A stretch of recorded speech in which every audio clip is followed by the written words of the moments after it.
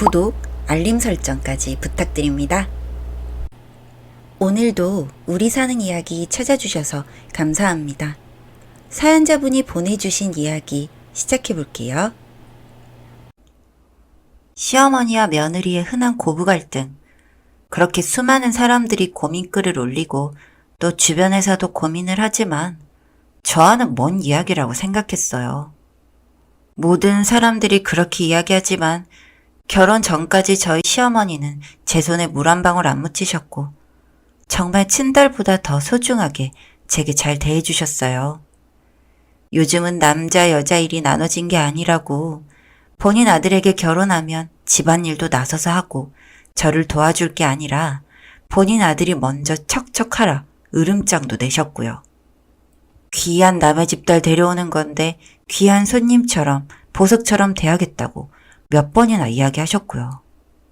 네, 흔한 클리셰처럼 저희 시어머니도 결혼식 끝나고 혼인신고 마치자마자 다른 사람인 것처럼 변하셨어요. 정말 다른 사람처럼요. 저희 부모님 앞에서는 아직 보석인 양, 보물인 양 귀하게 대해주시는데 본인 집으로 절 부르시면 가진 집안일에 막말에 제가 바깥일 하는 것도 싫어하시네요.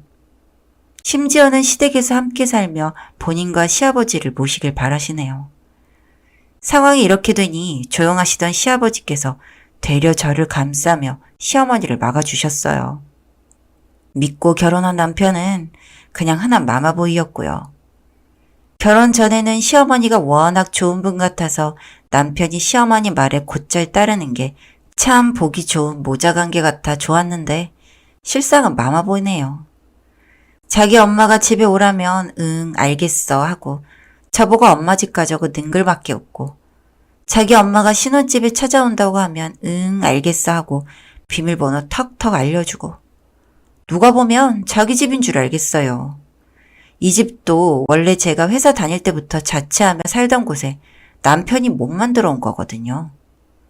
시어머니는 틈만 나면 본인 남편은 답답하니 고지식하니 하면서 저희 집에 쪼르르 달려오셔선 제게 아버님 욕을 늘어놓고 아주 대단한 상전처럼 심부름에 안마에 모두 다 시키십니다. 멀뚱멀뚱 쳐다보는 남편은 제 화를 돋구고요. 남편에게 화도 내보고 어머님께 반항도 해봤습니다. 남편은 어머님을 주제로 화를 내면 우리 엄마는 우리 엄마가 우리 엄마를 어쩌고 저쩌고 하면서 저를 아주 폐륜화를 만들더군요. 제가 먼저 나서서 해야 할 일을 본인 어머니가 알려주는 거라면서 제가 못나서 스트레스 받는 걸 왜 어머님과 자기한테 푸냐고 난리입니다. 어머님께 반항하면 남편에게 쪼르르 달려가 며느리가 하며 일러바치곤 저희 싸움을 부추기고요. 남편이 없을 땐 제게 이년저년 하면서 욕도 하십니다. 그냥 이 정도로 일이 끝났으면 얼마 살다 가시겠냐 참고 살자 할 겁니다. 남편과도 어머님 일만 아니면 정말 잘 맞고 또 사랑하고 좋아하는 사람이니까요. 그런데 하다하다 어머님이 제 외도를 의심하십니다. 저와 제 남편은 생활비를 각자 월급에서 각출해서 쓰고 각자 부모님께 용돈을 드리고 있어요. 그리고 제 월급이 남편보다 2배 정도 많고요. 어머님은 이 부분이 이상하다고 하십니다. 제가 월급을 더 많이 받는데 생활비는 반반 하는 것도 부모님 용돈도 얼마 드리는지 서로 얼마 주는지 모르는 것도 이상하다고 하세요.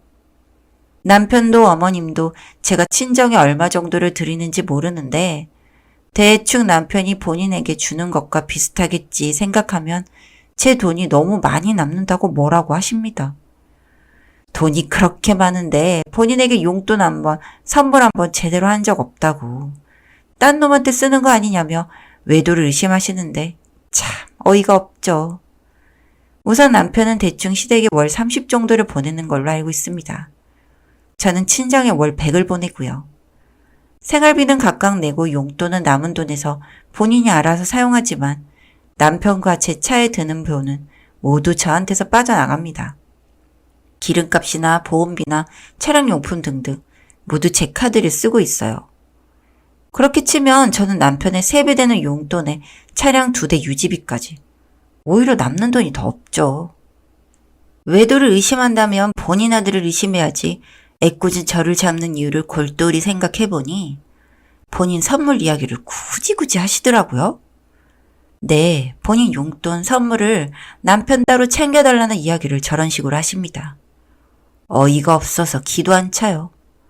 남편은 또 어머님 말이면 헐 진짜? 하고 절 의심합니다. 어머님과 합세해서 제 휴대폰 카톡 내역, 전화 내역, 자동차 블랙박스 등등 어디서 주워들은 모든 내역을 둘이서 머리를 맞붙여 뒤지는데 정이 뚝뚝 떨어지더라고요. 그 엄마의 그 아들이라더니 터무니없는 말을 듣고 저를 바람핀년 취급하는 남편의 열이 머리 끝까지나 짐 싸들고 친정으로 가버렸습니다. 한 일주일쯤 있으니 남편에게서 미안하다는 연락과 도와달라고 저 없으면 죽는다는 구구절절한 문자가 오더군요. 그 터무니없는 헛소리에 다시 돌아간 제가 멍청한 년이죠. 앞으로는 안 그러겠다는 각서를 사진으로 받고 돌아간 집에는 어머님이 계셨습니다. 이제 오니 오늘 저녁은 따끈한 국물이 좋겠다 하시며 신혼집 소파에 드러누운 어머님을 보니 실소가 터지더군요. 그렇게 어영부영 하루를 넘기고 어머님을 보냈습니다.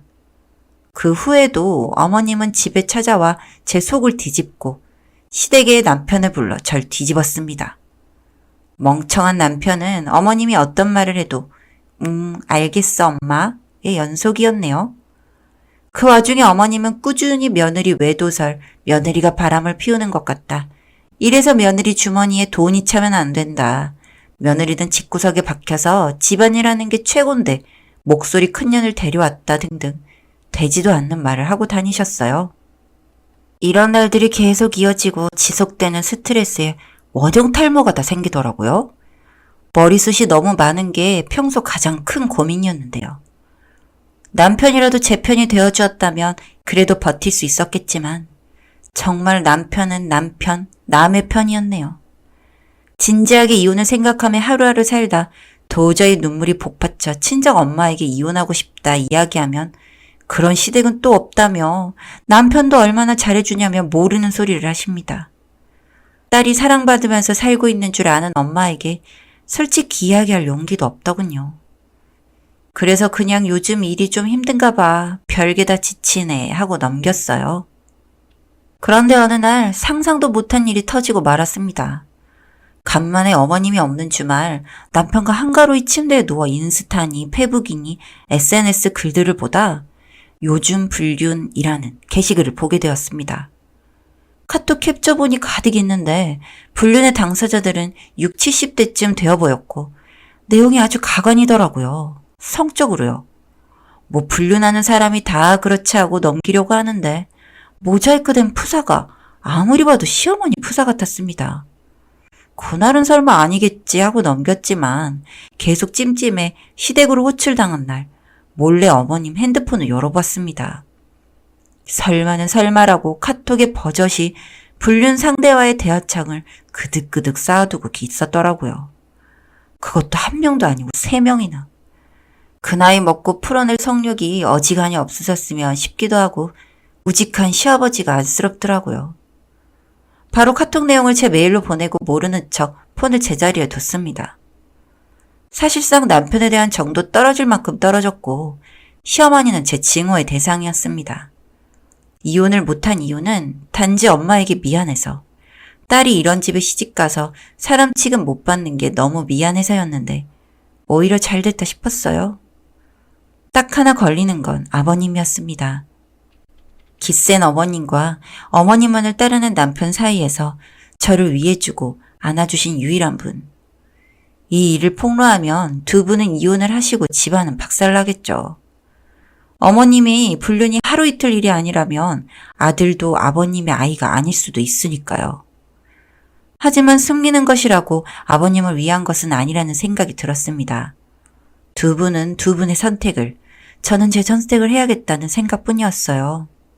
그리고 진실은 밝혀야만 하는 것이니까요.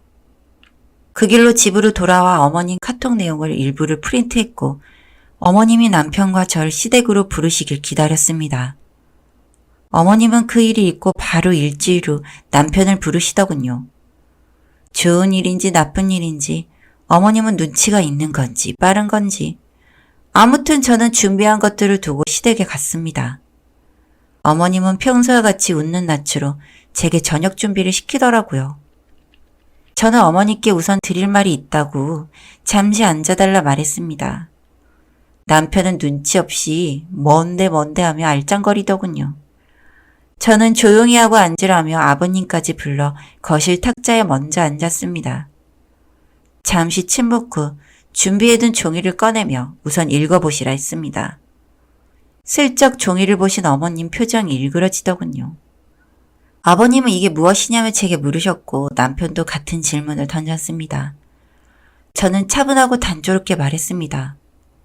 어머님 불륜 카톡 내역입니다. 지금 당장 어머님 폰 보셔도 좋고 제 메일에 원본이 있으니 원하신다면 보내드릴게요. 아버님은 눈을 휘둥그레 뜨고는 어머니께 휴대폰을 가져오라 호통을 치셨습니다. 어머님은 아버님의 큰 소리를 들은 적이 몇 없으신지 당황하며 쭈뼛쭈뼛 휴대폰을 내밀더군요. 걸릴 거란 생각을 한 적이 없는지 당당하게 열려있는 휴대폰을 아버님은 모두 보시고 자리에서 일어나 어머님의 뺨을 세게 치곤 베란다로 담배를 피러 나가셨습니다. 남편은 당황하며 엄마 이게 뭐야? 이 사람이 한 말 맞아? 폰 줘봐 등등 온갖 말을 이어갔습니다. 남편마저 어머님의 폰을 모두 읽고 정말 배신이라도 당한 눈빛으로 울먹거리며 남편의 어머님을 쳐다봤습니다. 그때 돌아오신 아버님은 어머님께 이혼하자는 짧은 말을 남기고 짐을 싸셨습니다. 저는 아버님께 잠시 기다려달라며 저와 남편도 이혼하겠다 이야기했습니다. 남편은 처음 듣는 소리하며 당황하곤 제게 이혼? 하며 되물었고 아버님은 알았다며 마저 짐을 싸고 집을 나가셨어요. 물론 저도 그 길로 집을 나와 친정으로 향했고요. 엄마에게 여태 있었던 일들을 이야기하며 이혼하려 한다고 말했더니 엄마가 몰라줘서 미안하다고 절 안아주시더라고요. 이혼은 합의혼으로 진행하기로 했습니다. 그간 남편이 절 의심한 것과 어머님과의 다툼에서 오히려 어머님 편을 들며 저를 폐륜화 취급한 것을 하나하나 짚으니 알겠다 하더라고요. 고부 갈등과 남편의 무관심으로 소송을 한다면 위자료를 받을 수는 있겠지만 굳이요? 전 살던 집을 정리하고 친정으로 들어갔습니다. 근처로 이직도 했고요. 짧은 결혼 생활이었지만 재혼 생각은 전혀 없습니다. 아마 남자를 다시 믿지도 못할 뿐더러 시어머니의 두 얼굴에 사람 자체를 못 믿을 것 같네요. 아빠의 외도로 한 번은 이혼을 겪은 엄마에게 딸의 이혼이라는 소식을 안겨줘 미안할 뿐입니다. 그냥 엄마에게 효도하며 남은 생 혼자 살아가려고요. 요즘은 오히려 평화롭고 잔잔하게 행복합니다.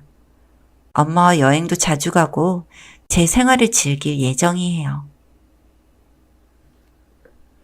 사연은 여기까지였고요. 우리 사는 이야기 시청해 주셔서 감사합니다.